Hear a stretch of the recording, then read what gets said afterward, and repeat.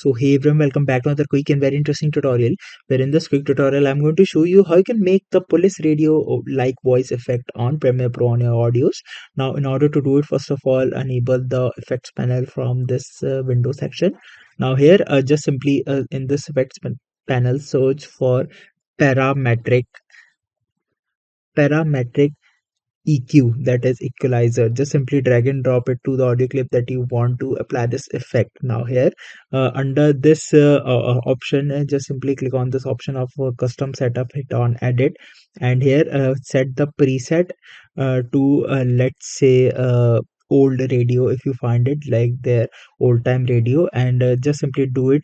Or once you do it, again come back, and when you start playing the audio, you'll notice that it has started to create some police radio like effect on Premiere Pro audios.